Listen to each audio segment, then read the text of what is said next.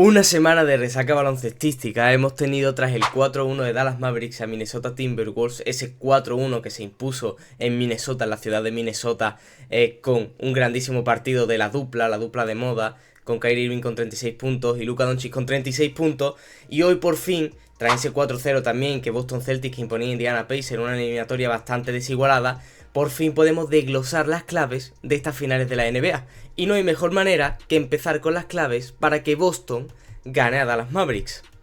Como vemos en el gráfico, ahora mismo tenemos tres claves para que Boston pueda ganar a Dallas Mavericks: superioridad interior, capacidades defensivas y rotación. Ahora mismito vamos a empezar con la superioridad interior, y es que es casi 100% seguro, falta la confirmación del propio equipo de Boston Celtics, ya lo hemos visto entrenar, que Kristaps Porzingis va a volver para la final. Un poco de morbo, ese Kristaps Porzingis contra Luka Doncic tras esos malos momentos, bueno, no diría malos momentos, diría recuerdos no tan gratos para la dupla europea. Y simplemente decir que Kristaps Porzingis es una clave más que importante para que Boston Celtics pueda ganar a Dallas Mavericks, por el simple hecho de que Dallas Mavericks tiene unos 5, unos interiores muy poco movibles. Podemos destacar a Derek Lively y a Daniel Gafford. Dwight Powell, si no ocurre ninguna lesión, no debería jugar, a no ser que quiera probar experimentos y ver si podrían defenderlo, porque aquí la clave es que tanto Derek Lively como Daniel Gafford son dos grandes protectores en la pintura, pero una vez lo saca desde la línea de 6.75, no son jugadores con los que se sientan cómodos en esas distancias, no son jugadores a los que puedas asumir que sean capaces de defender a dos grandísimos interiores tan movibles como son Kristaps Porzingis y Al Horford. Ya hemos visto que Al Horford ha sido una clave durante todas las eliminatorias de estos playoffs, no solo por la defensa que puede otorgar, la energía que también puede otorgar desde el banquillo, sino porque es un grandísimo tirador desde larga distancia. Bueno, no diría grandísimo tirador, diría fiable. Yo me fiaría de Al Horford. Y en esta eliminatoria en la que, como hemos dicho, los pivots de Dallas Mavericks son dos pivots poco movibles, que les va a costar muchísimo esa salida, las ayudas no van a ser tan fluidas como las anteriores eliminatorias en las que tenías pivots como Rudy Gobert o como Ivica Zubac, que no son grandísimos tiradores desde la larga distancia. Pues ahora vas a tener dos pivots que su principal potencial para esta eliminatoria será más desde la larga distancia. La segunda clave para que Boston gane a Dallas Mavericks son las capacidades defensivas de Boston. Esto lo voy a argumentar ahora. Antes hay que hacer un registro previo de lo que Dallas Mavericks ha encontrado a lo largo de los playoffs, y nos podemos encontrar con Minnesota Timberwolves en las finales de conferencia, semis de conferencia contra Oklahoma City Thunder y primera ronda contra Los Ángeles Clippers. En todas ellas, Dallas Mavericks siempre ha intentado ir a por un jugador cuyas capacidades defensivas no fueran tan gratas. Es decir, por ejemplo, vamos a poner el ejemplo de Rudy Gobert en las finales de conferencia. Siempre que hemos tenido ataques poco efectivos por parte de Dallas Mavericks, siempre se ha intentado hacer el cambio con Rudy Gobert para que un exterior quede con Rudy Gobert, y ahí podemos ver con la canasta de Doncic para ganar el partido, en la que le decía que no le podía defender. Luego, por ejemplo, si ponemos el ejemplo de Oklahoma City Thunder, también en los momentos en los que Josh Giddey estaba en el campo, siempre intentaban ir a por él durante todo el partido. Eso fue una constante. Luego hay que decir que Luka Doncic y Kyrie Irving son jugadores que pueden ir perfectamente a por el mejor defensor de la liga porque son impresionantes. Pero si tienes un jugador cuyas capacidades defensivas no son buenas, siempre es bueno ir a por ese jugador. Ahora, dicho esto, ¿por qué pongo tanto las capacidades defensivas de Boston? Porque si nos fijamos en el quinteto de Boston, no hay un defensor malo. No hay un defensor al que poder decir: a este voy a ir y a este le voy a tocar todo el partido. ¿Por qué? Porque si destacamos el quinteto de Boston, decimos Derrick White, impresionante defensor. Jrue Holiday, no te voy a decir cómo es defensor, tú mismo lo sabes, es buenísimo. Jason Tatum no es mal defensor, además tiene unas capacidades, un físico que le permite defender tanto a interiores como a exteriores. Jaylen Brown, más de lo mismo, incluso diría que es mejor defensor que Jason Tatum. Y luego tenemos yo creo que al que podrán ir, que es a por Kristaps Porzingis, pero es que Kristaps Porzingis no es mal defensor. No estamos hablando de Rudy Gobert, no estamos hablando de un jugador que solo sepa defender en drop. Ahí Dallas Mavericks va a sufrir, y mucho. Pero cuando estoy diciendo mucho, es que yo creo que esta clave es la más importante de las claves para Boston Celtics. Y es que otra de las claves que podría meter en capacidades defensivas es que durante las eliminatorias de Dallas Mavericks no hemos visto una pareja de defensores que pueda defender tanto a Kyrie Irving como a Luka Doncic.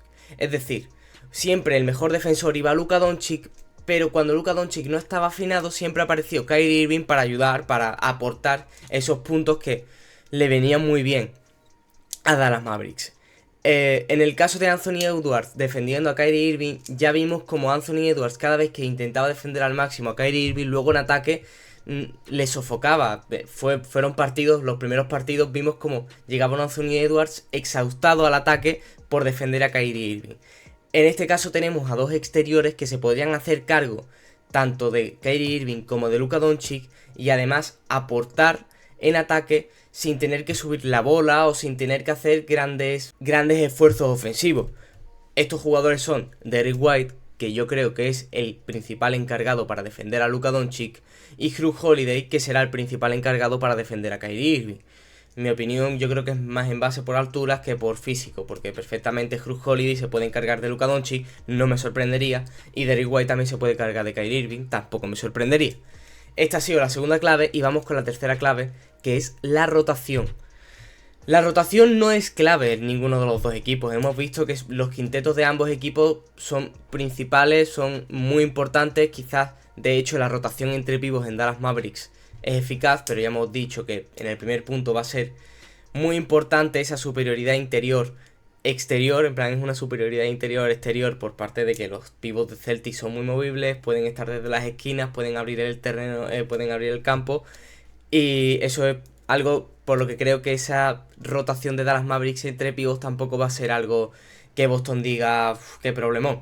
De hecho, Boston tiene un grandísimo cambio para Kristaps Porzingis, que es Al Horford, que es un jugador que va a aportar muchísima energía y, como hemos dicho, es otro 5 que puede abrir espacio. Luego tenemos a Sam Hauser, que es un jugador distinto, y eso a mí son jugadores que me gustan, jugadores que aportan algo especial, y ese algo especial es el triple, es ese tiro en movimiento, es un jugador muy, comparando las distancias, Sam Hauser está aquí, Reggie Miller está aquí, pero es un jugador así que sale de bloqueo indirecto, es un jugador al que otorgarle el balón cuando está solo, porque desde triple no va a fallar. Además no es un mal defensor y es algo que Boston yo creo que va a agradecer muchísimo.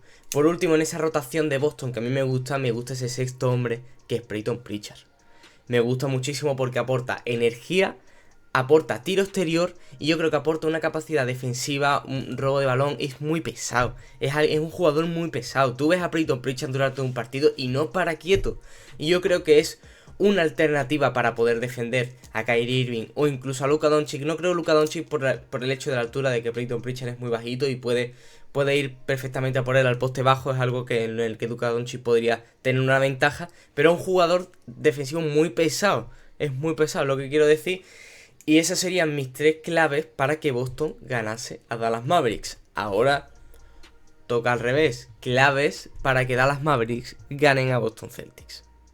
Como vemos en el gráfico, solo tenemos dos claves: sombras para los Jays y nivel de competición. Pero creo que son dos claves muy importantes, muy a tener en cuenta durante toda la eliminatoria y que creo que me vais a dar la razón.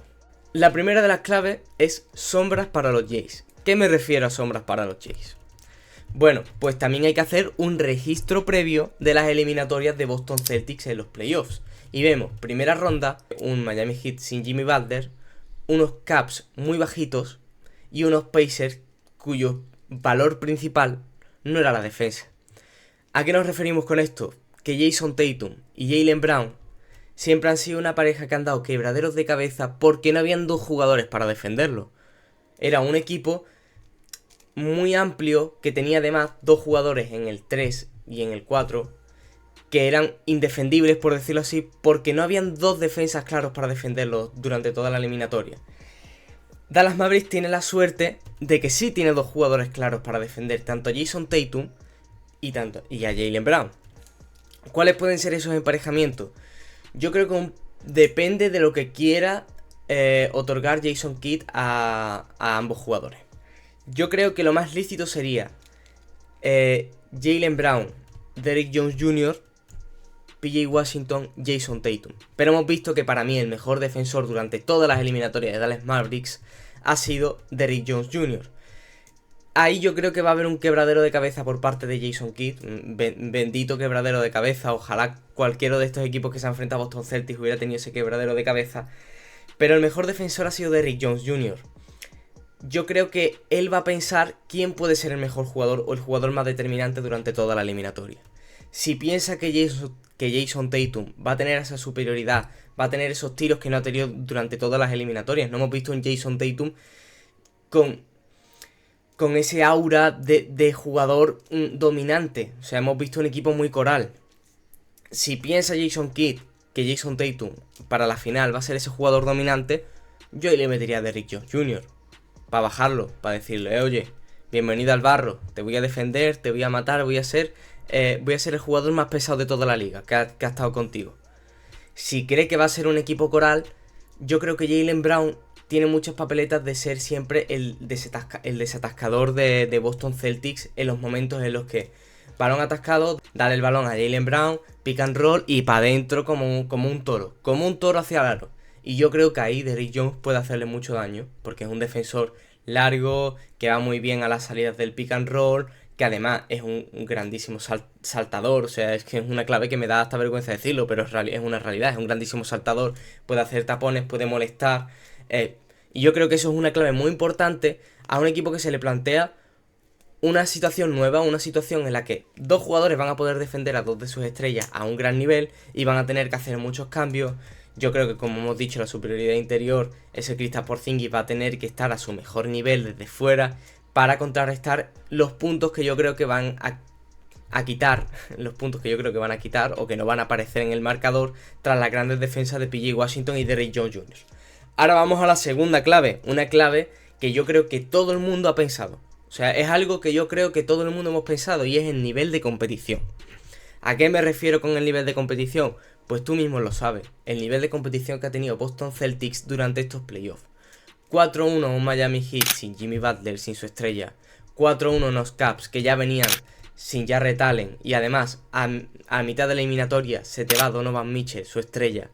Y 4-0 unos Pacers que, además de que estaban reventados por tener dos eliminatorias como contra Milwaukee 4-2 y contra Knicks 4-3 en una eliminatoria sofocante, además se te lesiona Tyrese Haliburton y no acaba la eliminatoria. Ni el partido 3 ni el partido 4 juegan sin su estrella. En cambio, pues, es el meme, ¿no? El meme de el camino a las finales de Jason Tatum, el camino a las finales de Doncic. Pues el camino de las finales de Doncic ha sido un infierno. Ha sido un infierno porque se ha enfrentado a Los Ángeles Clippers sin Kawhi hay que decirlo, pero bueno, sin Kawhi, pero con Paul George, con James Harden, además un James Harden que al principio de la eliminatoria estuvo a un grandísimo nivel. Luego te enfrentas a Oklahoma con todos sanos. Los primeros partidos además allí se te complican una barbaridad. Y llegas a las finales de conferencia y te enfrentas a un equipo que se llama Minnesota Timberwolves, que viene de eliminar al campeón en 7. Es verdad que venía de una eliminatoria también sofocante, pero Dallas también había venido de un 4-2 contra Clippers y un 4-2 contra Oklahoma. Y te llega Minnesota, que ha barrido 4-0 a Phoenix, 4-3 a los campeones, con Anthony Edwards, que parecía el nuevo Michael Jordan. Bueno, de hecho en Estados Unidos lo compararon con Michael Jordan en 1988. Pues te llega ese equipo y tú le metes un 4-1 dominando, sabes las situaciones que es complicada, ha cerrado muchísimos partidos Dallas, también ha cerrado partidos Boston, porque ese 4-0 contra Pacers ha sido un años. Pero quiero decirte, yo creo que Dallas va muchísimo mejor preparado que Boston. Creo que Boston todavía no se ha enfrentado a un rival a su altura. ¿Es Dallas un rival a su altura? Lo tenemos que ver, pero es que ahora mismo Dallas viene de enfrentarse a 3 eliminatorias en las que perfectamente, si hubiese ganado el rival la eliminatoria, a lo mejor con Clippers nos hubiésemos sorprendido, pero si Oklahoma llega a eliminar a Dallas, tampoco hubiese sido una debacle. No hubiese sido una debacle, y eso es una realidad. Y ahora mismo pues tenemos que pensar que Boston, si hubiese perdido contra Pacers, si hubiese perdido contra Cavaliers, si hubiese perdido contra Miami sin Jimmy Butler, hubiese sido una debacle absoluta. La presión está en el tejado de Boston por ese equipo, pero es que además el recorrido en los playoffs va a favor de Dallas, que ha tenido un recorrido más complicado, se ha visto en situaciones más complicadas que las que ha tenido Boston. O sea, Boston no se ha visto por debajo en ninguna eliminatoria. Dallas sí se ha visto por debajo en varias eliminatorias. Eso es algo muy a tener en cuenta, un factor mental. Que ya vimos en 2022 con Golden State Warriors ese camino que no fue fácil el de Boston Celtics para llegar a la final contra Golden State Warriors, pero ya vimos que el nivel mental en las finales es muy pero que muy importante, y yo creo que ahora mentalmente va más preparado Dallas Mavericks a pesar de ser las primeras finales de Doncic, que eso es algo que también lo podríamos haber destacado en una de las claves. Pero yo creo que estas 5 claves, estas 3 para Boston que gana Dallas Mavericks y estas 2 más que importantes para que Dallas gane a Boston, creo que os van a resolver unas poquitas dudas, o por lo menos poneros más dudas en la cabeza y salir de dudas esta noche. 6 de junio, partido a las 2:30 de la madrugada en Boston. Sinceramente, Kyrie Irving vuelve a Boston. Kristaps Porzingis se enfrentará a Luka Doncic, se enfrentará a sus antiguos compañeros, a Dallas Mavericks. Yo no puedo estar más feliz, que con estas finales, la verdad. Con el corazón un poquito dividido. Pero bueno, espero que os haya gustado el vídeo, suscribirse, darle like. Ya vi que el vídeo anterior del Real Madrid, de la construcción del Real Madrid, gustó mucho. Y me alegro muchísimo y creo que le he puesto todavía más energía y vamos a ir mejorando. Así que muchísimas gracias y nos vemos en el siguiente.